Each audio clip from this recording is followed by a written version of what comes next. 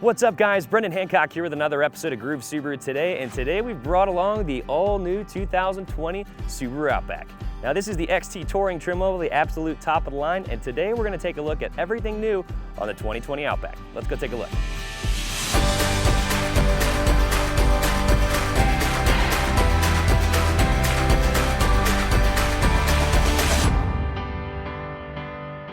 So if we start with the exterior of the new Outback, we can definitely see, obviously there's some changes here, but we can still, taking a look at it from a distance, tell that this is an Outback. It still very much adheres to what an Outback looks like in our minds. So there's definitely been some changes. This is a complete redesign. So this is on the all new global platform that we're seeing cars like the Forester, the Crosstrek, the Ascent, and it's actually on an enhanced version of that. So even a little bit better here. But if we take a look at the front here, the headlight design here is very similar to what it looked like on a 2019, although they are improved. We do have LED fog lights now, like we see on some of the trim levels of the Forester, and we are going to get LED headlights on all trim levels of the Outback with steering responsive, like these ones, available on higher trims.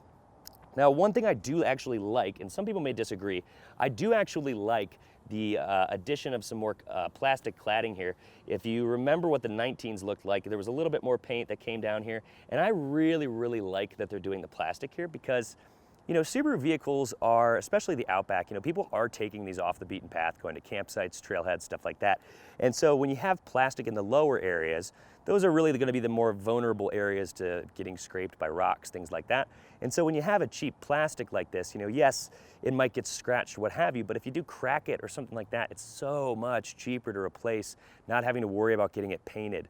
So I actually do like to see it. It gives it a much more rugged look. Kind of reminds me almost of my Xterra when I used to have that car that had very similar, plastic bumpers front and back, which made it very, very cheap to replace if you scuffed one up or broke one while off-roading. Now the design here has changed a little bit. They've definitely increased the size of the Subaru logo here. Still same number of pillars that we see here, but they've changed this a little bit less chrome now. Even though this is a touring trim, this used to be a chrome piece. We now have more of a flat color here, which is nice. Now if we kind of move over here to this side, we are going to notice, actually one thing real quick, I almost forgot, this is nice. So we do have right here, you may notice we have a front camera. Very, very helpful when parking. Now it's only available on certain trim levels, on the higher trims, but it's very, very nice while parking, and also you can use it to see if you're kind of pulling out, onto a road where you're being blocked a little bit, like you can't really see around the corner. It does give you a nice 180-degree view, a little bit farther out than where you're able to see with your own eyes. So definitely like that being available. Now, if we take a look at the wheel design, slightly changed, not much, still an 18-inch. Still gets the similar idea of what we had for a 2019, but they've slightly changed it. Where we can really see a lot of differences here are in the rear view mirror area. So we are going to see this kind of satin chrome, I want to say, but more importantly, we see this kind of connection here, which I really like, to the chrome that they have here. So it gives it a nice little connection, gives it a real luxury look, which I like. We do have the turn signals in here. And another thing, on the touring trim levels, you are actually going to get automatic folding mirrors. So when you go into park and lock the door, the mirrors will actually fold in. And also available on certain trim levels, you will have, as you go into reverse, the rear tilt. So as you're backing up, you'll be able to see a little bit better if you're parking up next to a curb or something like that. So definitely a much, much welcomed feature. Now, as we look kind of along the overall siding here, very, very similar. We still have the plastic cladding, which I like I said. Kind of almost like a rock slider, not quite solid steel, but similar concept there. You're not scratching right up against painted metal, which is obviously much more expensive to replace. We do get that classic Subaru Outback cladding on the bottom there, which I like. Very, very similar design. They didn't seem to do too much here. I think they did kind of change the indents along the sides a little bit, but not too much. Very, very similar look. They did, however, change the design of the crossbars. Now, if you remember previously on the touring trim levels, they had the much more sleek looking, rails up top here, and you had to actually purchase the aero crossbars. But they've gone away from that, which I like, and you still now have the built-in crossbars up top here, so you don't have to actually pay for those even on the touring trim level. So available on all trims. They may have slightly different coloring on some of the other trim levels, so I think they do have black on other trims, but this one does have that kind of lighter, more matte color here to give it a little bit higher contrast. So still different, you know, for the touring trim level, but I definitely like that they kind of stuck with the traditional Outback crossbars being built in.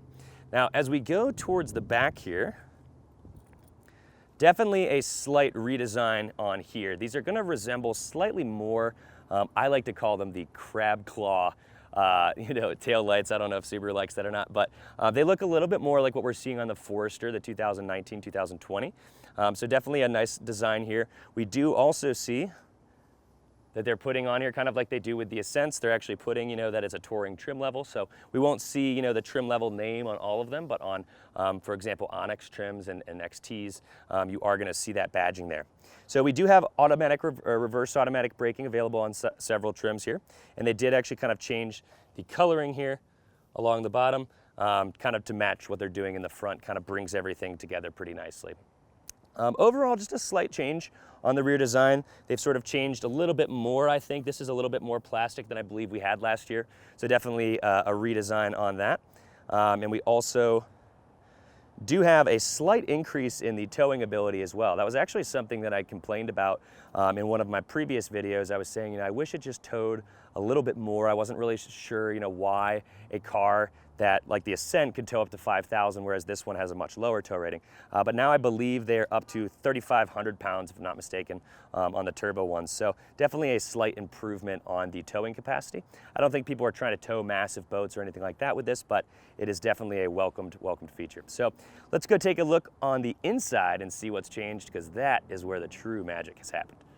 Now, I will say this is, you know, the top of the line trim level. This is an XT Touring, but the interior in every possible way on this car has improved tremendously. I have almost no complaints. They did almost everything perfectly. Everything we wanted, everything we thought was lacking in the 2019 has been changed for the most part with this car. So a couple things right off the bat, the surface material, the quality of the materials. Now, if we look at, you know, this one does have the Napa leather, the brown leather interior because it's a touring.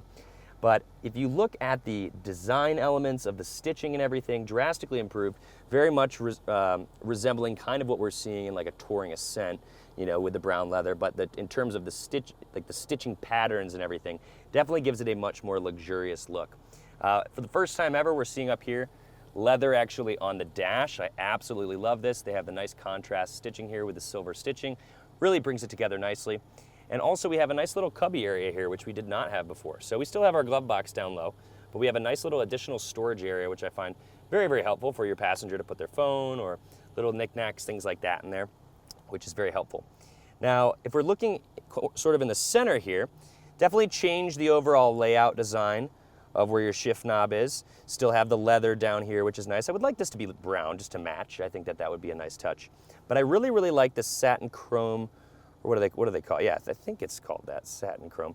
But this kind of light silver, sort of brushed steel look. They have it all around here.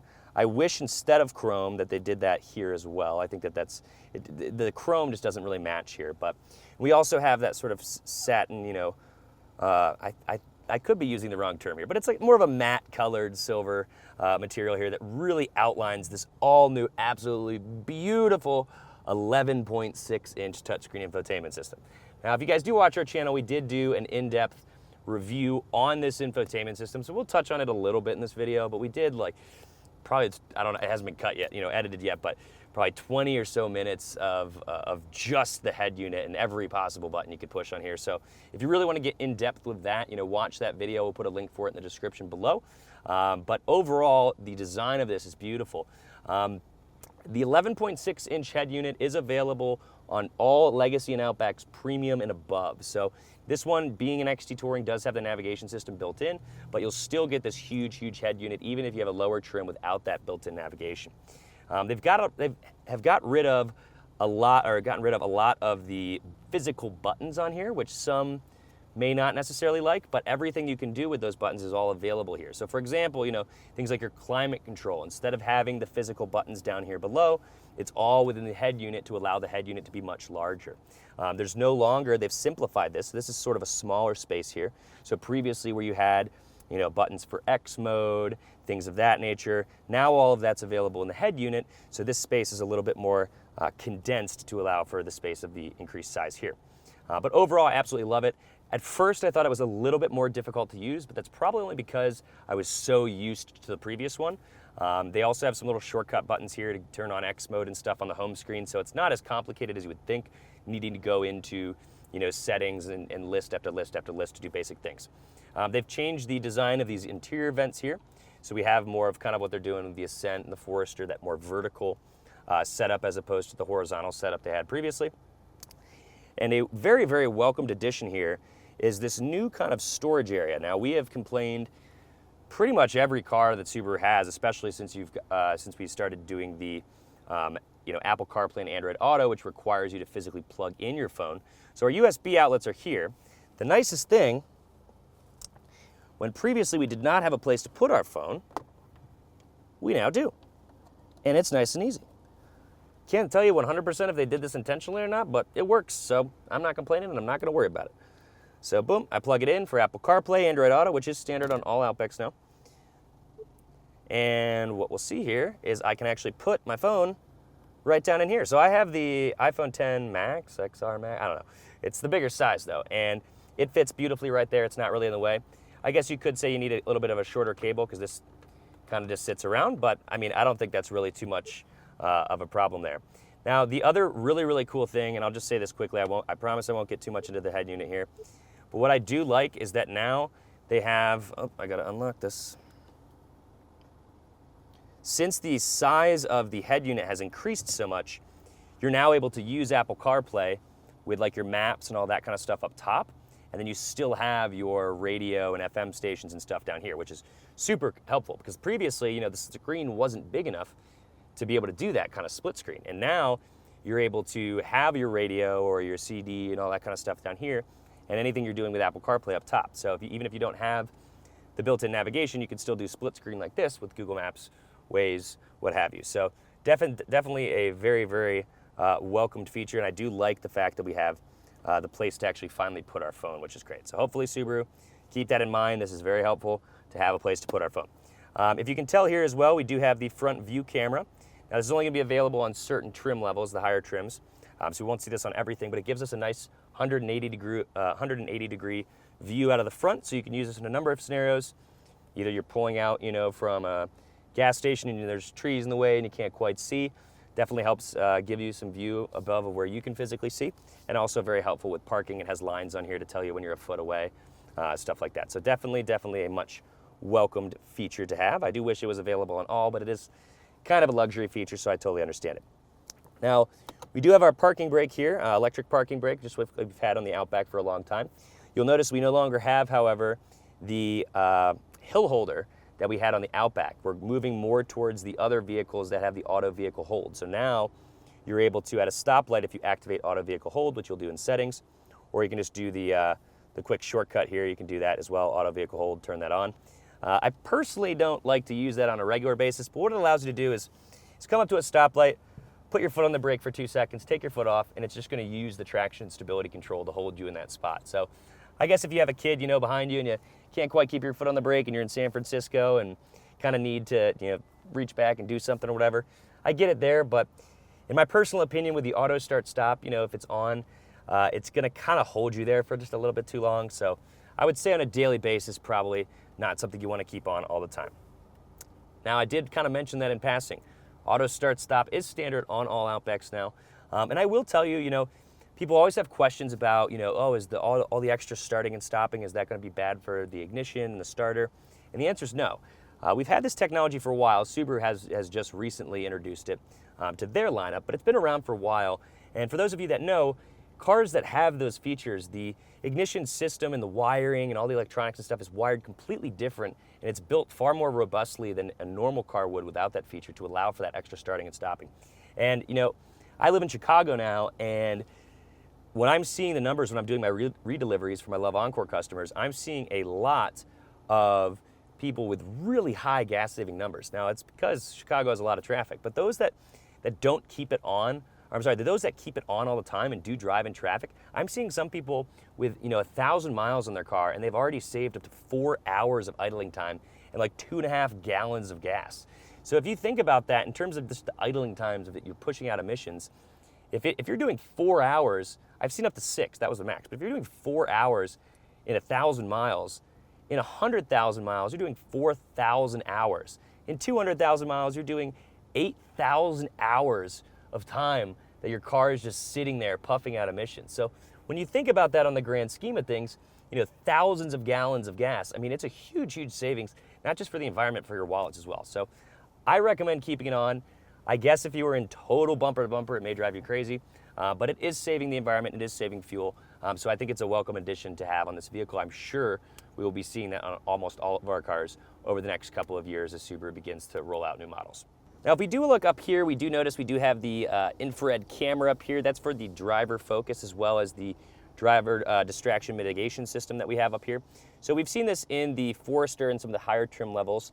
It uses an infrared camera that allows it to scan the face of whoever's getting into the car and will actually adjust their seat to this setting that they have saved for themselves. So it's nice, it'll say like, welcome Brendan, you'll get in the car, it'll move the seat back, you can change it to automatically retract your seat all the way when you get out of the car, although I don't believe they do that standard. You just have to go into settings and change that. But definitely really like that feature. It's great when you have multiple people driving the cars. So definitely very welcomed, and obviously an enhanced safety feature with the distraction mitigation system. So that is going to, if you're taking your eyes off the road, for a few seconds at a time, it's going to let you know, hey, eyes on the road, man, you're driving a car, pay attention. So definitely very, very welcome feature to have. Now, as we move over to the steering wheel, as I mentioned in terms of the interior material quality, very, very soft touch. This is a leather wrapped steering wheel, very, very nice. I do like what they have here with this, again, more of that kind of, matte chrome sort of silver color here. It really creates a nice high contrast. I love how it blends all together super nicely. That's why I really don't understand why this specifically all by itself is chrome here when literally everything else, why would you do chrome here? I don't know. It just seems like it's overcomplicating it. I would like to see it that silver. Some of you may disagree, that's possible. But overall, I feel like the wheel's a little smaller. I don't know if that's true or not, but it definitely feels smaller. And we do still have all of that brown leather up here on the dash, which is nice. And on the outside of the vents over here, we do have more of that kind of matte silver kind of coloring there. So setup is all exactly the same. We still have your paddle shifters with the 8-speed manual mode. We have the heated steering wheel, which we've had for a while. The layout is all the same as it was for 2019. The only difference is instead of the lane keep assist, they have this lane centering that is supposed to work at much slower speeds. So previously, you could just tap on, lane keep assist, and over 40 miles an hour, it would keep you, centered in your lane as long as you could obviously see the lines on the road. It's a little bit different now. Now, if you turn on adaptive cruise control, you'll still see everything the same, but now you have to push on this lane centering feature, and it will say ready, and then it's going to basically do the same thing, but it's going to work at much slower speeds, which is very much welcomed. Now, if you want to actually do the lane depart, the kind of lane keep assist essentially without using the cruise control, you can do that, but you have to go into settings and change a couple things. So let's say we're on our home screen here. We can just go to the little vehicle settings shortcuts, so to speak. And if we go up here to driving assistance, and we do lane departure prevention function, so it's not, lane keep assist. Right now, they kind of combined lane departure warning and lane keep assist into a one singular feature with different elements to it. It's kind of what they did. So we go to lane departure prevention function here. We have a couple options. So right now, the default from the factory is just this warning buzzer that's going to go off. Now, you can also just turn the system off entirely if you want, or you can also have exclusively lane departure prevention function, which is kind of lane keep assist, just a different name for it, or you can do both. So you can kind of have, essentially, that would be the same as if you had turned on lane keep assist and also had lane departure warning on, which is a default setting anyways. So I think they did this buzzer now to make it a little bit less annoying, every time you go out of your lane, so it's not quite as bad. But I would like to have both on, for the most part, especially if they're working at lower speeds. So now, so let's just get on out of there, kind of get back to the steering wheel here. Everything else looks to be nice. There's supposed to be an enhanced kind of version of the high beam assist, so that's supposed to work a little bit better. not be, it's supposed to work better around turns and stuff, as is the lane centering is supposed to work better around turns too. So they've definitely done some upgrades to that. Now we do also have the little toggle switches over here, which is pretty much the same. It doesn't, most of the stuff that we could change in settings previously on the screen in between here though, is actually now done on the main head unit. So they don't have like the I set button anymore. Instead they have just the I button, which I believe is for when like a warning light comes on, such as windshield washer fluid, and you're just seeing that little orange eye there. You can tap on it and it'll tell you, hey, windshield washer's low, that's why that light is on there. But it's not really used for adjusting settings or anything like it used to be. So usually, previously, if you wanted to adjust the, adaptive cruise control characteristics of, accelerating, or the warning volumes of different features, of eyesight, you would do that over here. Now you're doing all of that over here. Same thing with the clock. You used to change the clock using these. Now it's all done in the head unit. You'd think, you could do more. It's 11.6 inches. So other than that, pretty much same thing with the push button start. The benefit now though is that since this is on the global platform now and has the 4th generation of Starlink, which is the newest one that's out now for the head unit, you are going to get the upgraded features available on the Security Plus package of the Starlink safety and security system.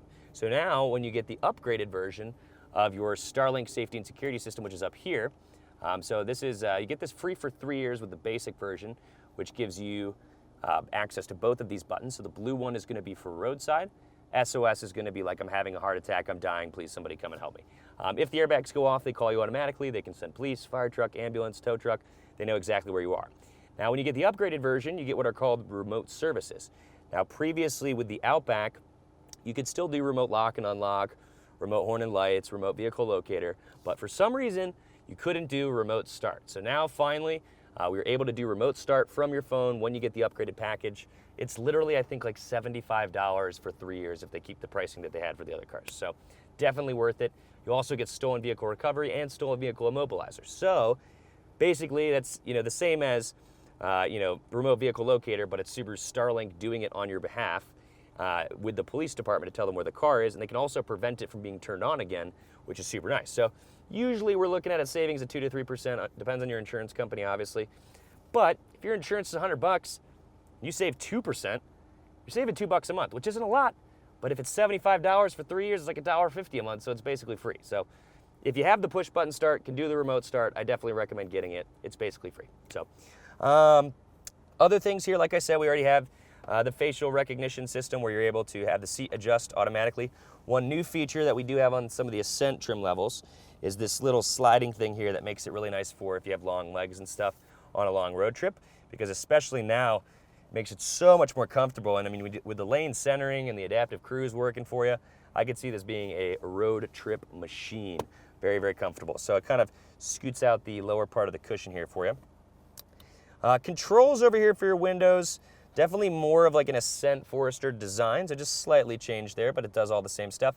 But we do have the addition of the power folding mirrors. So just above the little LR for adjusting your mirrors here, you can just push a button here and fold those automatically, or fold those manually, or you can set it to just do that when you turn off the car and lock it and stuff. So still have memory seats up here, although honestly, I don't really see the need for them anymore. I mean, I guess they'd just keep them because it's a luxury thing, but if you just do the facial recognition thing, it's going to do it automatically. So controls over here, just pretty much limited essentially. There's not much going on over here.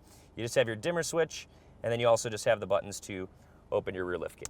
Now, if we take a look at the center armrest here, we have two options now, so we can kind of do it like, we can kind of do it like just the top area here where there's a little space, or you can do the bottom here. That picks up, lifts up both, where you actually get the depth here and stuff. So we do have a CD player. We don't have it up here on the infotainment system anymore. Obviously, there's no room with filling it with an 11.6-inch screen, but we do still have the CD player.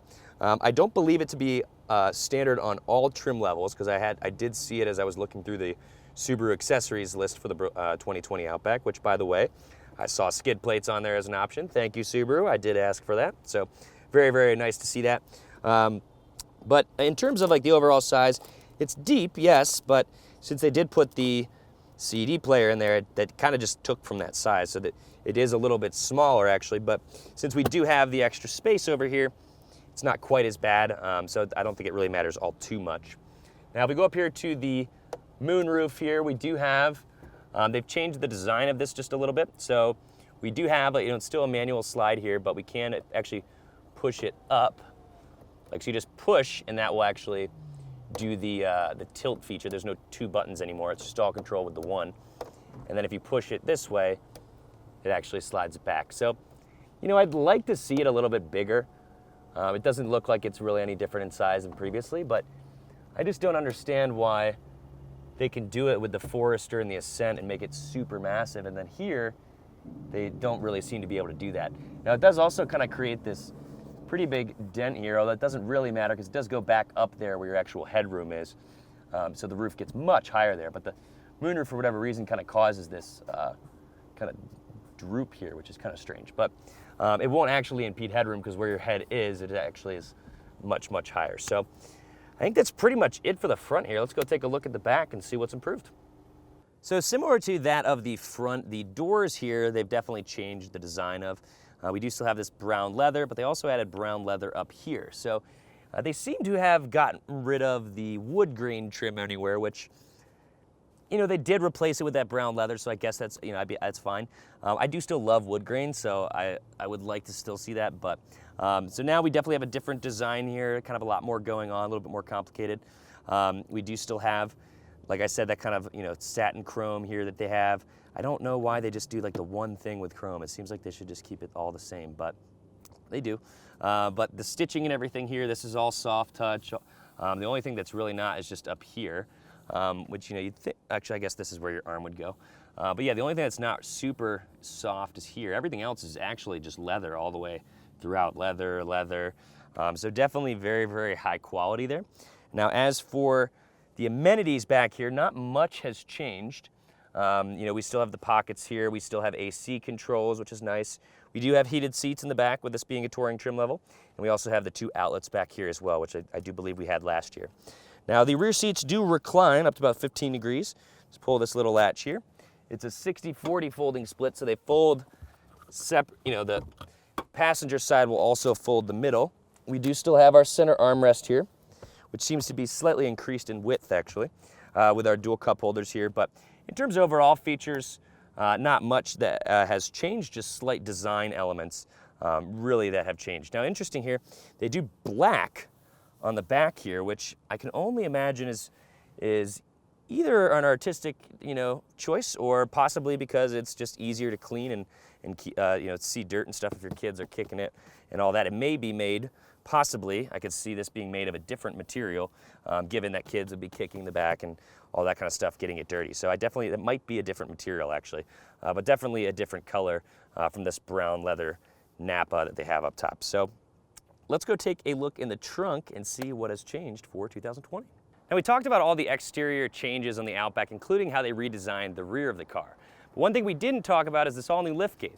So if you're coming from the grocery store and got a handful of groceries, all you have to do is stand behind the car and it opens. Now, this is only available on cars with the automatic rear liftgate, and you have to have the smart key. So it's not going to be available on all Outbacks, but definitely something to look for. Now, we do also have a slightly faster raising speed like we see on the Forester, and we do also have the new lock feature up here as well. So if you're walking away from your car, instead of having to wait for it to close and then hitting lock, you can just hit lock and walk away, and once the doors are all closed, you're good to go. Now, a couple things I do like about this. I don't see a drastic, increase in size or anything. I don't think it's too big here, but I do see the increase in number of hooks here. So we've had the 4 hooks here before to kind of tie down some stuff, but we've also added 2 more on each side, which really gives you a lot of options to tie down your gear if you're going off the beaten path. They do also make a couple of different net accessories, so if you do have little tiny knickknacks you don't want rolling around in the back, you can get some nets to go across and put things in there. But I do like the ability that you have now to tie down stuff a little bit more firmly so things don't roll all over the place. Now, we do still have the rear cargo here, rear cargo cover, I should say. So pretty much the same in terms of how it functions. However, they do have these new tracks here. So if you do have a larger object, such as a taller box or something, you can get them like this, and it can actually stay that way too. So you can put larger items back here and still cover them from, prying eyes, which is really cool.